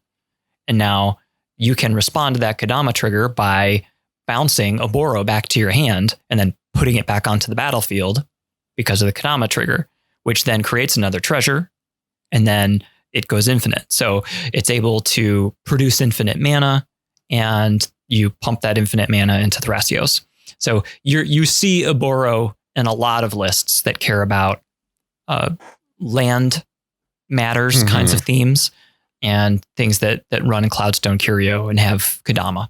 So it's very typical. Same thing with Sunscorched Desert. Right. So mine is, like I said, I did nothing to this mana base. I think I might have just copy pasted like Pongo's Najeela mana base and then threw in a Gaia's Cradle and called it a day. Because I don't like tinkering with mana bases. Ian, you did tinker with your mana base, and I have some questions for you. Hengegate Pathway. You're playing both Ancient Den and Seed of the Synod. Do you really, are you just playing a dangerous game there, fella? I don't know, man. You need to have that Mox Opal. Yeah, that's kind of the idea, right? So because Grand Arbiter does the cost reduction on colorless, colored mana comes at a premium, which I know is people are going to be like, but the Felwar Stone argument from earlier, different time periods. All right, chill. But that Tezzeret Artifice Master has the, as I mentioned, the draw 2 ability. If you have Metalcraft, it's just kind of important. We're playing for a cEDH deck. I am playing what I would call a responsible amount of creature removal, but could be more. Sure. The Planeswalkers also do have like a decent amount of removal on them as well. So yeah, you could get cucked by a Collector Roof, but I'm not particularly worried about it. And I think the upside of having more consistent mulligans is going to make me happier and give me more wins than the downside of occasionally being diddled by very relevant stack pieces. Don't get me wrong, but like still pieces that exist. And I guess Oof is going to get you anyway, right? Like, yeah. Yeah, kind of though. You're like playing blue white. Like Oof sucks. Oof is gonna get you. Oof turn 1, Null Rod turn 1. Really screw this deck, right? Oof turn 3, Oof turn 4, Oof turn even 2. If you have your Arbiter out, doesn't really matter. Your artifacts are really important, like the first 2 turns.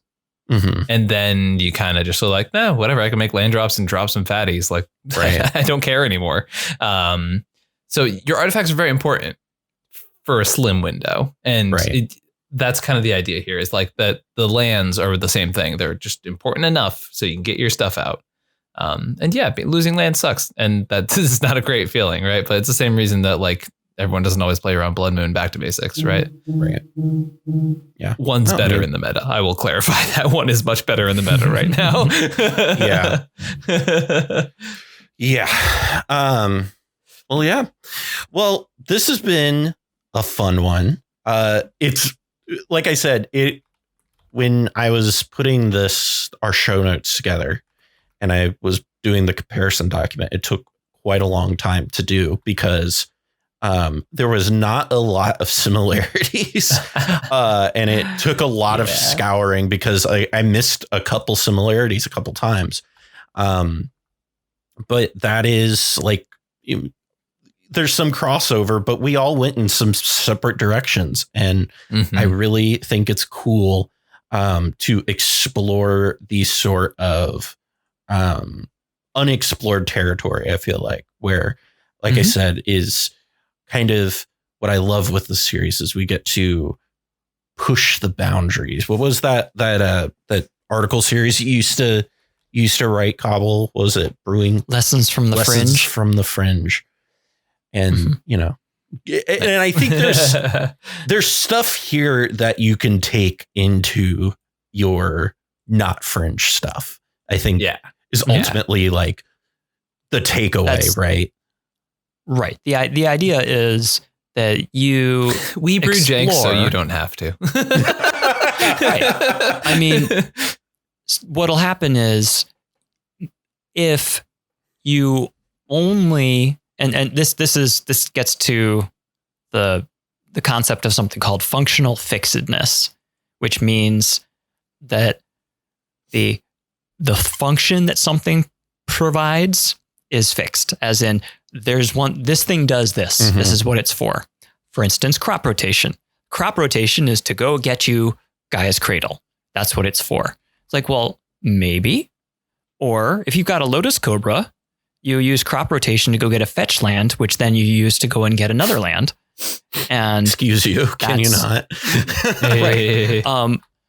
So there's a very prevailing notion in the cEDH community of things being functionally fixed. Mm-hmm. So what that does is it stifles people's willingness to try to go outside the envelope. Amen. And take cards that either see play and use them in new ways, mm-hmm. or consider using cards that people wouldn't touch normally. And I mean, there are definitely people in the community. I mean, Rebel comes to mind immediately as who are very, very devoted to looking at that fringe and, pushing that envelope with new ideas and trying things that are innovative. Mm-hmm. And that's really the way that things evolve. Right. So I will say, I think we have a pretty strong demographic here on this podcast of the people who try and push that envelope a good amount. Right. Yeah, absolutely. But what'll happen is most of the time you explore something and the deck you come up with, it might be okay. Mm-hmm. But the thing that it did in this one case that was really cool can be lifted out of that deck and then transplanted as a package into something else, and then wind up being very compelling. And we've seen that multiple times with a lot of different ideas that kind of create, they got started in one deck, but wound up flourishing in another deck. Right. And the only way you find those things is by trying new things. Mm-hmm. You don't find new things by doing the same thing. Right. So there is value in doing this kind of stuff where, maybe, Walkers is probably not a strong contender, in a cEDH tournament. But some of the things that we learn and exploring what we can do with these might change how we look at some of the existing lists, mm-hmm. and how they can be retrofitted to maybe have new lines that we wouldn't have considered before. So we're scientists. We're cEDH scientists. In the laboratory. We're in the laboratory. You could call us players. Maniacs, perhaps. No. You cannot call us this. So, but just to jump off of like what you were saying there, though, like if the prevailing notion for a very long time was Boros is terrible. There's not enough good cards. You can't support it as a structure. And Ian said, fuck you, I'm going to make this deck. If only some hero would come along and challenge that notion. I need a hero. But I mean, we've got some people here in this room, right, who have really challenged that notion of, oh, you can't, Boros isn't good. And then you've proved very well that Boros is in fact has some upsides. Yeah, for sure. Granted, Winota is like uniquely strong, but also valid. Right. Don't be dissuaded by views on social media of condescension. Truisms are the worst thing for the middle ground cEDH player. And I say middle ground as in they're not just starting the format and they're not like the people you look to be the cutting edge of the format, right? I feel like the amount of people who I've seen just go take that next step as far as like being brewers, deck builders, players is when they go, okay, I use the truisms to kind of get myself in the format. And now I'm going to throw them all away. I feel like truisms in cEDH are like engulfing. They are just like these ideas that like oh my God, like the people who are like, you can only play Grixis right now, or ridiculous things like that. Like there's no space to brew around certain archetypes, or always attack the ad nos player, which is when you're starting out, when you're first learning, that is the ad nos player, but unless you're the stacks deck and there's another stacks deck or a mid-range deck in the pod that breaks parity on your stacks and is going to win the game and you need to kill them. Right. But that's my point. Like when you start to throw those things away and you go, okay, but I have to think past that. I think well, we're getting into like a different discussion, but I think it's good. I think instead of saying throw them away, I think it's when you take the next step is when you understand the nuances of for sure. Those truisms, right? Because so like I said, like you should always attack the ad nos player, but there, what is the contextual, what does the table what is look it like? to What's be going an ad on? nos player? No, like it's kind of like music composition, right? Where yes, very much you need to learn these rudimental ideas and concepts first to then be able to put them aside and try things that are new. But you need to kind of have that foundation to understand why things work the way that they work before you can go out and start doing new things, because that knowledge of how things are structured and how things operate is crucial to kind of going out and being successful with something that is outside the box with dissonance or whatever. Very much agree there. And you could look at cEDH players like Salieri, who are like, this is the way you compose music, and Stravinsky comes along or whatever. The idea is we play jazz around here. Okay, all right, hippie.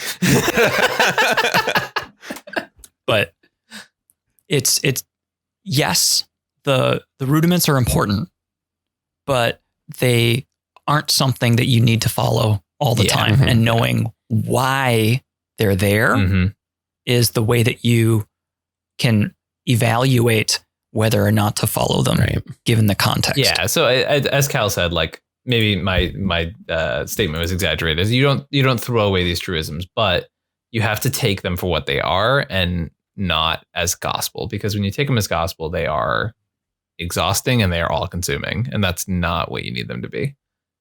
And turns out it makes for very toxic online social community. Yeah. Oh my goodness. Well, that about wraps things up for us here today.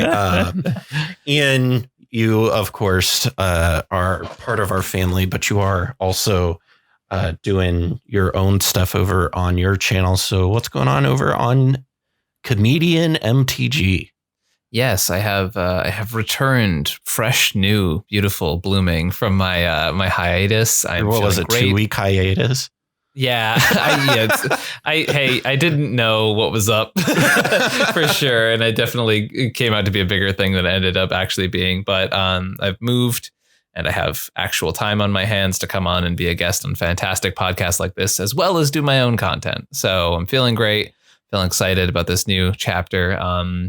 If you see, every time I go to do the pitch about what my content is, it's like this ever shifting thing. I hate being an improv comedian because that's just like nothing is the same.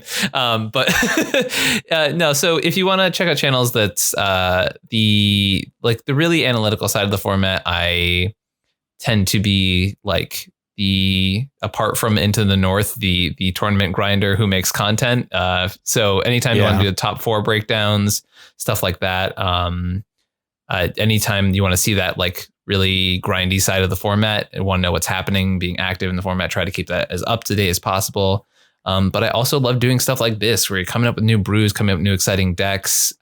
Cal and I are teammates in the 2-color league right now. You can watch the video where I whisper sweet nothings into Ian's ear the whole game.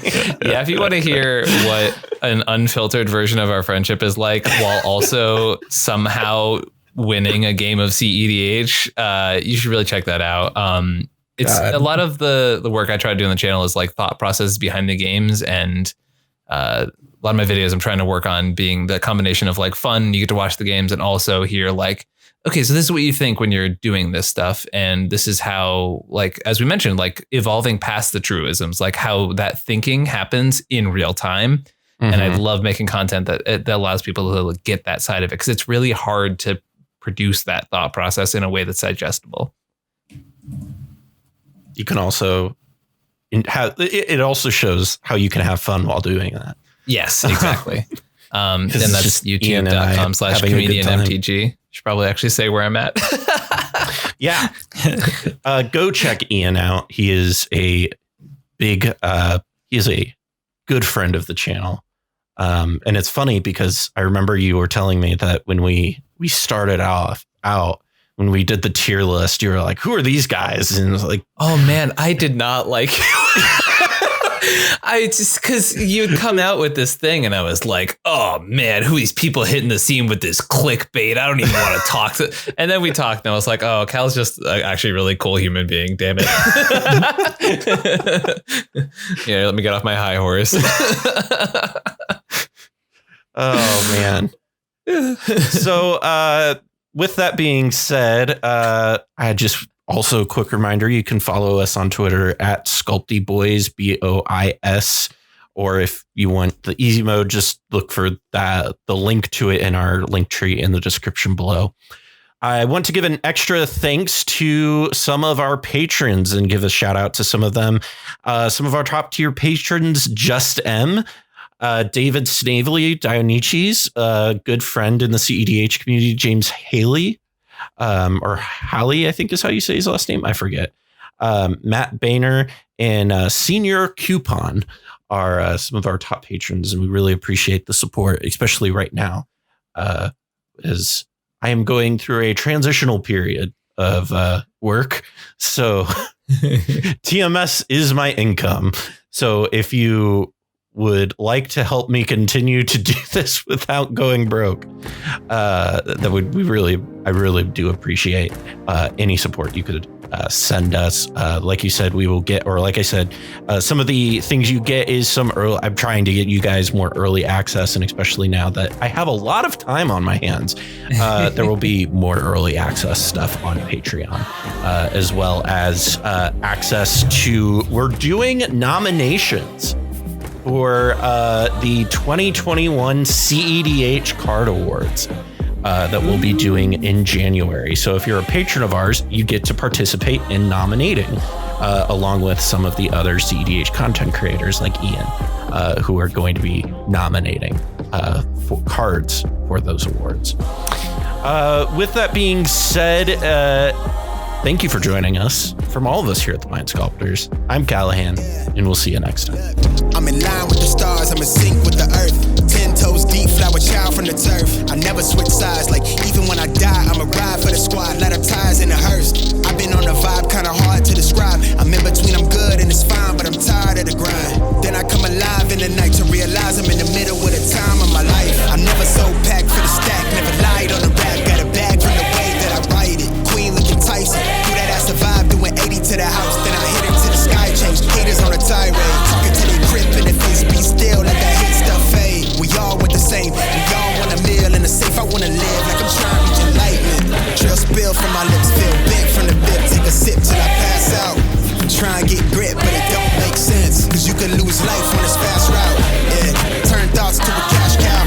I might flip that to the glass house. I don't need the accolades, I'm in love with the chase. I just wanna eat, save a spot at the table. Beats with the slap, hit myself on the map. You long with the wind, but we knowing that it's capped. 5-hour flights, couple nights at the flat. To be real, couldn't see me making moves while I'm at. I'm still on the grind, limit time when I chat. I'm burning down sage, keep the demons away. When I write it, give a piece of myself to the page. I don't do it for the praise, love, that's just how I'm made. Truth in the glass in the